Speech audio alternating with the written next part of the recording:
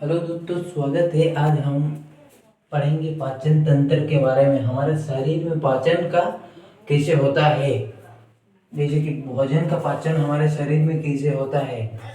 भोजन का पाचन हमारे शरीर में इस प्रकार से होता है। जटिल खाद्य पदार्थों को हमारे शरीर में सरल खाद्य पदार्थों में बदलने की प्रक्रिया को पाचन कहते हैं। जैसे कि जटिल खाद्य पदार्थ जैसे चावल चावल को हम लोग पका कर खाते हैं, लेकिन जब हम मुंह में चावल को लेते हैं तो हम लोग का चावल हार्ड रहता है। हार्ड को सॉफ्ट में बदलते हैं, छोटे छोटे टुकड़ों में बदलते हैं उसको और मुलायम करते हैं। हम लोग चावल को दांत के माध्यम से हम मुलायम करते हैं, जिसके माध्यम से मुलायम करते हैं और वो मुलायम भाग हम लोग ग्रास नली के माध्यम से आमाशय में हम लोग के ले जाते हैं। उसे पाचन तंत्र या पाचन कहा जाता है। जैसे कि हमारे भोजन में पाचन में आहार नाल, जैसे कि मुख मुख गुहा ये देखिए अगला हम लोग का मुख गुहा है। यहाँ से होकर आमाशय, मुख गुहा से आमाशय में हम लोग का भोजन जाता है।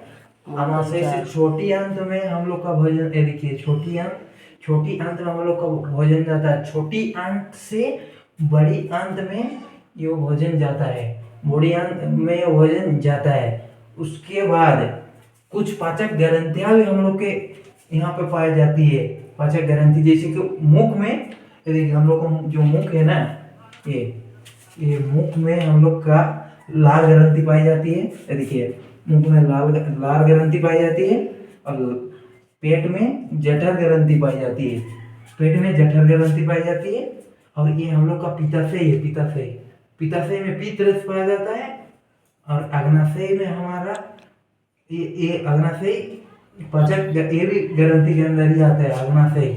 और आंतर ग्रंथि ये भी हम लोग के छोटे छोटे छोटी नली, मतलब क्या छोटी अंत में यो आंतर ग्रंथि पाया जाता है, जो ये भी एक पाचक ग्रंथि है। और पाचक ग्रंथि में हमारे 4 एंजाइम पाए जाते। चार तीन जोड़ी मुख गुहा मतलब 3 जोड़ी लाल ग्रंथि पाई जाती है। जैसे पैराडाइटिस ग्रंथि एक है सबमंडिबुल ग्रंथि, एक है सबलिंगुअल ग्रंथि। ये तीन ग्रंथि हमारे जठर लाल ग्रंथि में 3 जोड़ी लाल ग्रंथि पाई जाती है।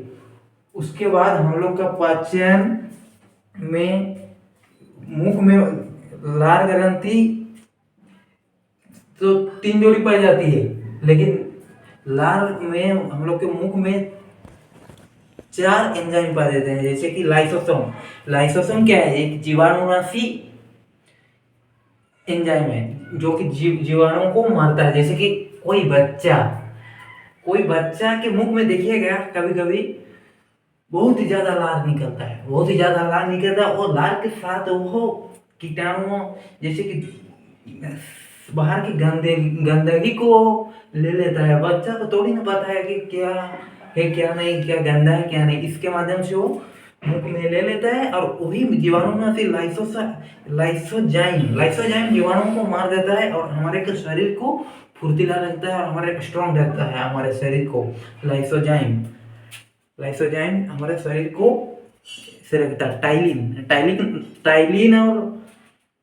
टाइलिन और डाइस्टेज एंजाइम मंट और जोकर को छोटे छोटे टुकड़ों में विभाजित कर देते हैं। जोकर मतलब क्या? जैसे हम लोग रोटी को आटा, रोटी जो बनाते हैं हम एक गेहूं से बनाते हैं। गेहूं को छोटे छोटे मशीन के द्वारा हम लोग पीस देते हैं। पीस देने के बाद वो छोटे छोटे टुकड़ों में विभाजित हो जाती है। और छोटे छोटे टुकड़े में जब विभाजित हो जाती है और हम उसको रोटी बनाकर खाते हैं, लेकिन पूरी तरह वो मतलब कण में नहीं विभाजित हो जाते, थोड़े थोड़े जोकर रहते हैं। यदि जोकर नहीं रहेगा हमारे शरीर में के भोजन में तो जैसे कि मैदा, मैदा का आप 4 गो रोटी आप खा के देखिए, आपका भोजन का पाचन नहीं होगा। लेकिन आप 10 गो रोटी भी खाइएगा ना, आपका भोजन आराम से पच जाएगा। इस प्रकार से ये एंजाइम कार्य करते हैं। ये एंजाइम न्यूकस न्यूकस भोजन को चिपचिपा बनाता है। न्यूकस मतलब हमारे आमाशय में जाकर ये भोजन को, आमाशय से हमारे छोटी आंत में जाकर न्यूकोस हमारे भोजन को चिपचिपा बनाता है, मतलब तरल पदार्थों में ये विकसित करता है, जिसके माध्यम से हमारा भोजन आसानी से पच सके। ये न्यूट्रस ऐसा है कि एंजाइम है जो कि हमारे शरीर में छोटे छोटे टुकड़ों को हम पूरे छोटे छोटे टुकड़ों में तरल कर देता है। तो हार्ड रहता है ना, इसको तरल पदार्थों में परिवर्तित कर देता है, जिससे हमारा लीवर कंट्रोल में रहता है और हमारा मशीनिंग अच्छे से कार्य करता है। ये लीवर अच्छे से कार्य, जिससे हमारा भोजन बहुत ही जल्द पचने का कार्य करता है। यदि यो न्यूकस एंजाइम नहीं रहेगा तो हमारे शरीर में लार नहीं निकला। हमारे भोजन में लार कितना निकलता है? मुख से लार, देखिए मुख है, यहाँ से लार हम लोग के 1 से 1.5 लीटर डेली का 1 से 1.5 लीटर लार बनता ही है हमारे मुख में। यदि लार नहीं बनेगा तो हम लोग का पाचन कैसे होगा? मुख्य रूप से हम लोग का भोजन का पाचन में लार की ही महत्वपूर्ण भूमिका है। लार के माध्यम से ही पहला हम लोग का भोजन का पाचन स्टार्टिंग होता है। लार एक ऐसे एंजाइम है जो कि भोजन के पाचन से अंत तक वो कार्य करता है और धीरे धीरे भोजन को सब एंजाइम तक पहुंचाता है। एंजाइम के माध्यम से छोटी आंत, हम लोग पाचन से पहले क्या, ग्रास नली है। ये देखिए, एक ग्रास नली की लंबाई आपका 9 मीटर है। इस ग्रास नली की लंबाई 9 मीटर है। इस ग्रास नली की लंबाई 9 मीटर है, 9 मीटर है। ग्रास नली से आमाशय में जाते हैं। आमाशय में कुछ घंटे, 4 घंटा रहता है हमारा भोजन। आमाशय के बाद छोटी आंत में जाता है। छोटी आंत मतलब छोटो कुंडा, छोटी आंत में जाता है। छोटी आंत से बड़ी आंत में जाकर गुर्दा के से बाहर निकल जाता है, उत्सर्जन हो जाता है हमारे पास। उत्सर्जन हम लोग का हो जाता है भोजन के पाचन। उत्सर्जन मतलब क्या, हम लोग थोड़ा अभी दूसरे टॉपिक में आएंगे। उत्सर्जन हमारे शरीर में अपशिष्ट पदार्थ मतलब क्या, अपशिष्ट पदार्थ मतलब खराब पदार्थ।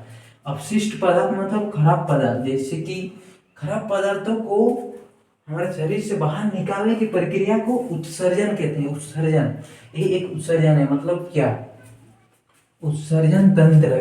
हम दूसरे टॉपिक में बात कर रहे हैं, लेकिन उत्सर्जन तंत्र क्या है? एक कि हमारा भोजन का पाचन हो जाता है पूरा सही और तरीके से। उसके बाद अपशिष्ट पदार्थ जो रहता है हमारे शरीर में, वो अपशिष्ट पदार्थों को बाहर निकालने का कार्य उत्सर्जन कहते हैं। उत्सर्जन तंत्र के उत्सर्जन मतलब हम लोग का अपशिष्ट पदार्थ किस अंग से निकलता है? जैसे हम लोग का एक चमड़ा है, चमड़ा के माध्यम से जो हम लोग रनिंग करते हैं या किसी दूसरा कार्य करते हैं तो थोड़ा मेहनत करते हैं तो देखिएगा हम लोग का पसीना निकलता है। पसीना निकलता है। किसी काला शर्ट पहने होंगे, काला शर्ट के बाद पूरा पसीना होगा। वो पसीना को आप देखिएगा, सुखा दीजिएगा। सुखा देने के बाद देखिएगा सफेद नमक आएगा ना, नमक, वो भी एक हम लोग का उत्सर्जन तंत्र है। हम लोग का चमड़ा भी उत्सर्जन तंत्र में ही आता है। और भी बहुत से उत्सर्जन तंत्र है, उत्सर्जन अंग है, लेकिन हम अभी उसके बारे में चर्चा नहीं करेंगे। हम अभी सिर्फ पाचन तंत्र के बारे में ही जान रहे हैं। हम लोग का भोजन का पाचन ऐसे ही होता है। जटिल खाद्य पदार्थों को सरल खाद्य पदार्थों में बदल देता है हमारा मशीनिंग। जो हम लोग अपने शरीर के अंदर ग्रंथियां है, एंजाइम है, हम लोग को बहुत सारा और भी एंजाइम है। तो अभी हम लोग पाचक एंजाइम की बात कर रहे हैं। और ये पाचक एंजाइम जटिल पदार्थों को सरल खाद्य पदार्थों में बदल देते हैं और छोटे छोटे टुकड़ों में विभाजित करके इसको निकाल देते हैं।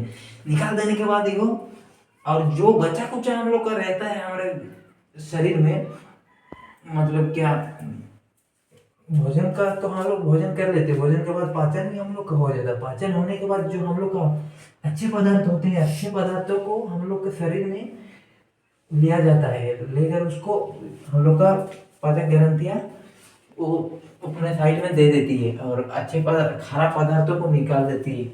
यही हम लोग पाचन तंत्र से जानते हैं, इतनी जान सक रहे हैं। और भी कुछ है, लेकिन अभी हम इस टॉपिक पर ही बात कर रहे हैं। और यही पाचन तंत्र का प्रमुख कार्य है और इसी प्रकार से हम लोग का भोजन का पाचन होता है। और हम लोग छोटे छोटे कोशिकाएं जो होती है ना, छोटे छोटे कोशिकाएं हम लोग का भोजन का पाचन यदि छोटे छोटे कणों में विभाजित नहीं होगा, हम लोग का भोजन तरल पदार्थों में नहीं होगा, तो हम लोग के छोटे कोशिकाएं उसको नहीं ग्रहण करने सकेगी। इसीलिए हम लोग का भोजन पहले मुख से लेते हैं, मुख में छोटे छोटे टुकड़े कर देते हैं, उसके बाद छोटे टुकड़ों दांत से ही हम लोग का पाचन स्टार्टिंग होता है। उसके बाद ग्रास नली में पहुंच कर आमाशय में जाता है, आमाशय से छोटी आंत से बड़ी आंत में जाकर कुछ घंटा रहता है। उसके बाद डायरेक्ट गुर्दा के माध्यम से हमारा भोजन निकल जाता है, गुर्दा के माध्यम से भोजन हम लोग का निकल जाता है। और ये देखिए ये हम लोग का लिवर है, और ये हम लोग का पित्ताशय है, और ये हम लोग का अग्नाशय है, ये हम लोग का अग्नाशय है, ये पित्ताशय पीतरस इसको कहते हैं।